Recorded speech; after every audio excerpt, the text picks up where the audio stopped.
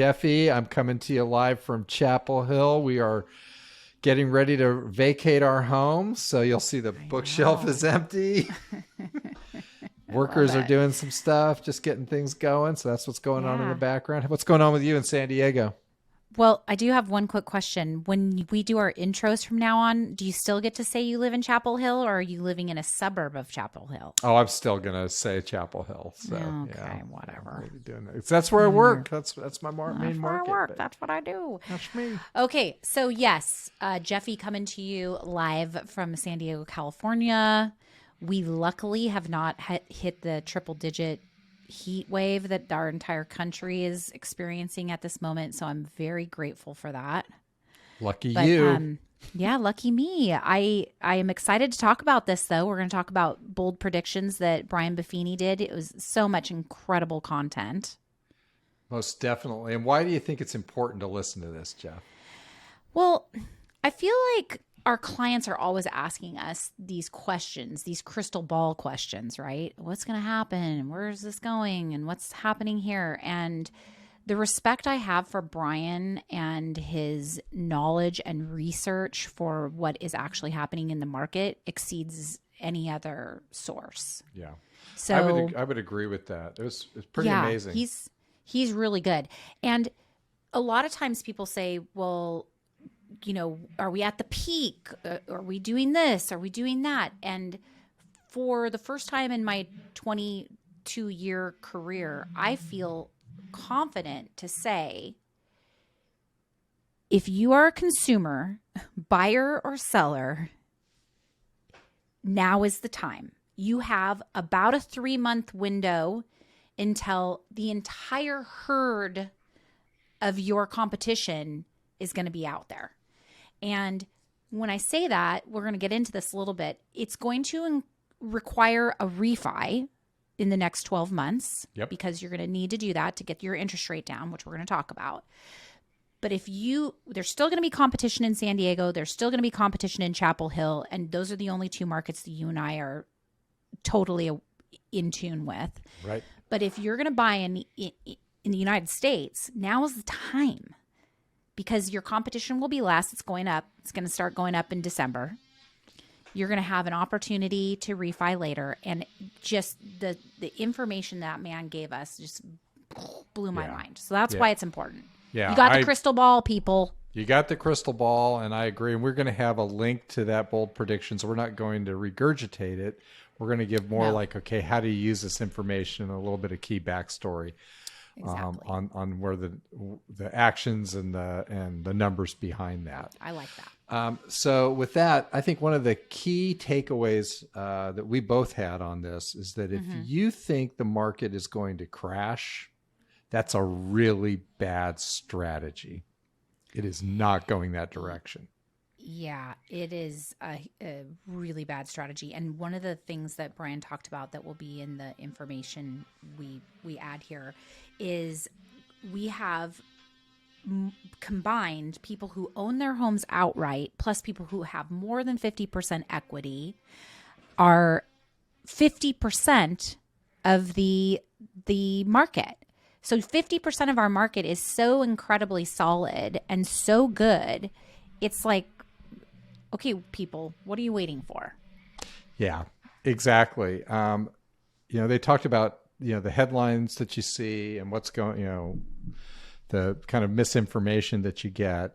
And you really need to know your facts of what's going on in your market. And what have we been talking about for the last 69 episodes we've done? Yeah. Stats. Yeah. Know your stats. I think from a macro level of what's going on, in the economy and demographics, one of the ones that blew my mind was that it's over almost 70% of homeowners either own their home free and clear or have over 50% equity in their home. That's an amazing number. I know. And why that matters is you can't foreclose on a home if there's no loan on it. And if you have 50% equity in your home, you're not at a high risk situation of going underwater. Yeah. And that was not the case in 2008. in that period. So when people say, oh, this reminds me so much of, 2008, that's not the situation here at all. It's a very, very different situation. Yeah. The other piece of this before we move on is the misinformation in the media. And you and I have chatted about this a lot too. And Brian really brings that to light in here. And he has clips of the media. If you want information, you need to talk to your realtor because they live it, they eat it, they breathe it. And you live in a micro market of the United States. If you're in Ohio, don't call me. Right. Call your agent in Ohio because they're going to be able to tell you exactly what's going on. It actually blew my mind when he pulled all the different headlines because they were conflicting and they were, one of them didn't even make sense. And it's just, don't get sucked into that. That's not your reality. That's right. That's right. Something to sell advertisement, to get people riled up. So stay away from that, or at least fact check it. Yeah. And make sure it's kind of like, all politics is local, all real estate is local. You need to know what's going on that's in your market. Yeah. I thought the recession chat was really interesting. Oh, yeah, I did too. So there's a great chart in there where they show the federal funds rate. So historically, like how the rates go up and how they go down, and when and then they overlaid when recessions occurred. And you can see that the Fed will crank the rates up. They'll tend to overdo it, and then you'll have a market correction in a recession, and then rates come down. And we're seeing that we've had this big upward spike, and it's following that same pattern. Yeah. And the good news is the pretty consistent forecast is that for the fourth quarter of this year, rates are going to decrease and they're going to go down into the mid fours next year. So we're going to see a very, very different situation. It's going to be great. This comes back to how we led this off and why this matters, why this information matters, is that if you have from today, where we're in August, probably when this thing hits, through November, before the interest rates go down, you have a lot more leverage. You have a lot more buying power, even though your interest rate is higher, because the competition is going to be smaller. You're going to wait until interest rate goes down. What do you think is going to happen? Everybody and their mother is going to be out writing offers. So if you have 20 offers now, we're going to have 40 offers. I mean, think about this. Yeah. Yeah. I think the other key point, and then we can move on to our next talking, big picture item, is that you don't want to try and time the market around the interest rate. Find the home that you want that really speaks to you. Go buy that home and then refi it. Don't time your whole search around the interest rate. That's a bad strategy. Yeah, which is another way of kind of just saying what you just said. So and the way you said it earlier was don't pass on a first round draft pick. You can always refi. I love that. That's it. Yeah.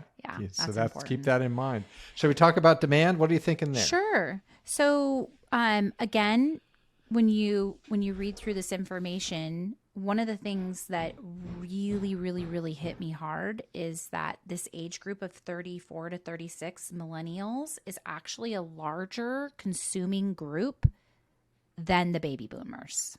Yeah. So the last largest group is being superseded by this group of baby boomers. And they're primed and ready to go. They just need the information.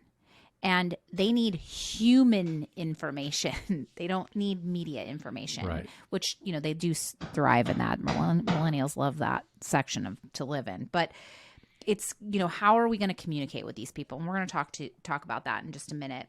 And we've already kind of talked about the wave is coming. All right, everybody who's listening to this podcast, Ed is moving on Monday. He's already closed escrow on the house he's living in where he's doing the podcast. There's work going on. And every time a hammer hits, he rolls his eyes. So everybody out there in the podcast world, you need to give Ed some grace today because he's having a mini meltdown in the background. I'm doing just fine. Yeah, I'm doing just fine. I'm fine. I'm fine.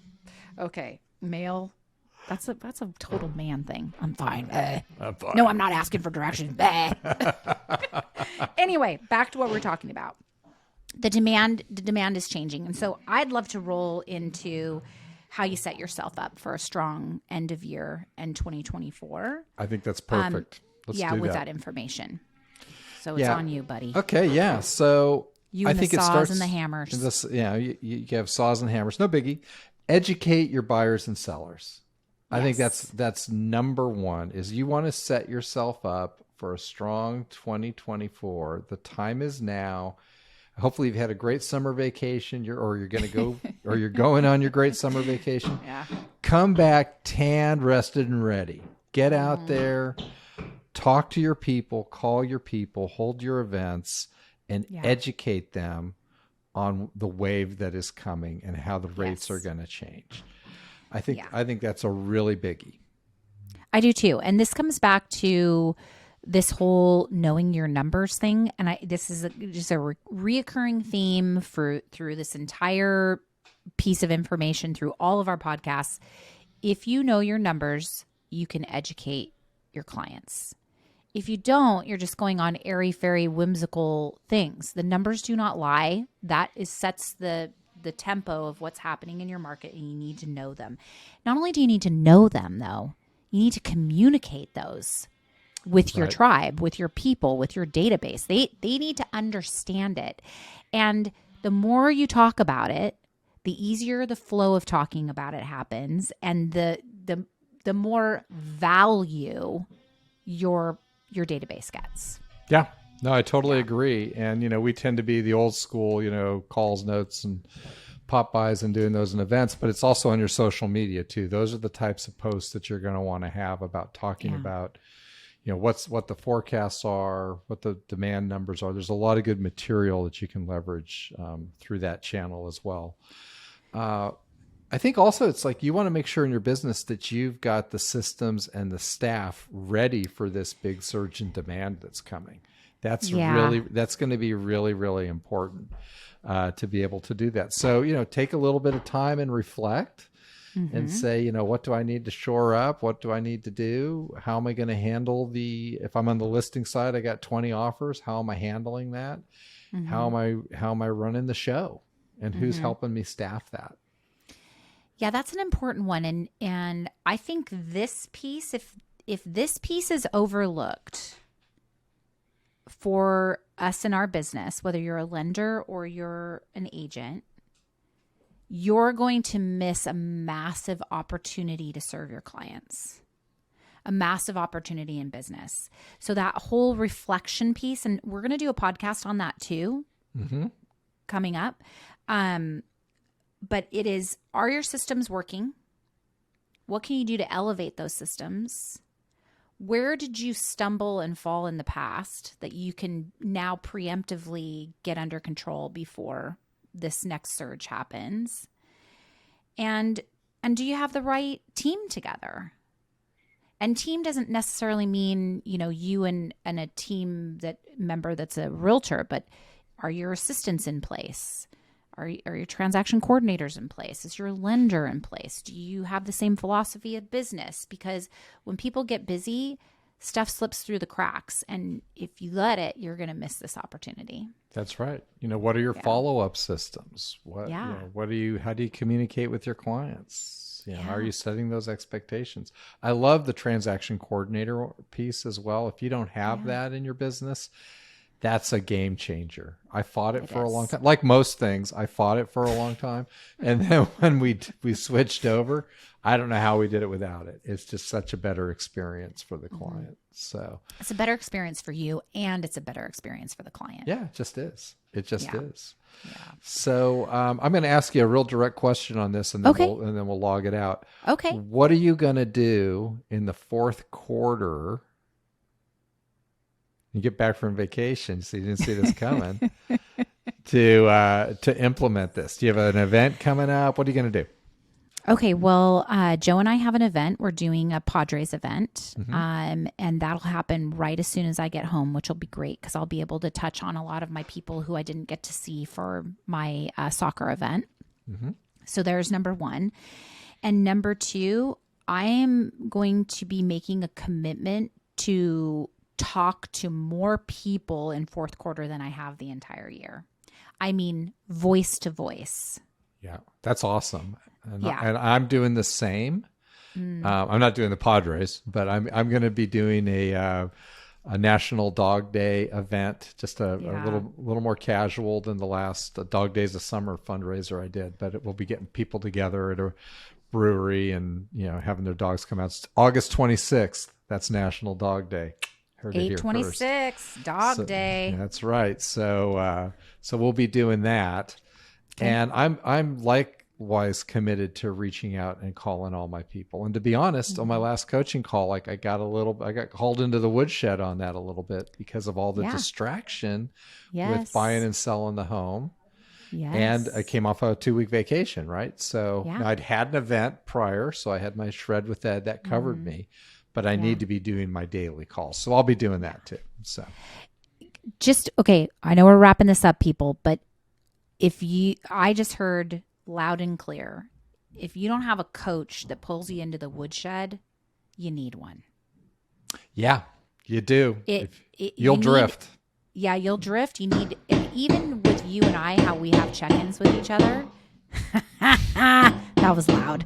Yeah, I think we're going to time this one out. They're under my feet right now. Yeah. Yeah. But the thing is that if you don't have someone who is there for you to pull you from the drift, you're going to end up in a different country. Like, you need that. It's an investment. As a matter of fact, of all the things we talked about, besides, the numbers and everything, having a coach to coach you up during this next surge, priceless. Yeah, it definitely is. Yeah. All right. Let's say wrap hi this to the baby workers. up. We're wrapping this one up. Hello, Ed's workers. They're great guys. I appreciate them. Thanks so much. Bye-bye.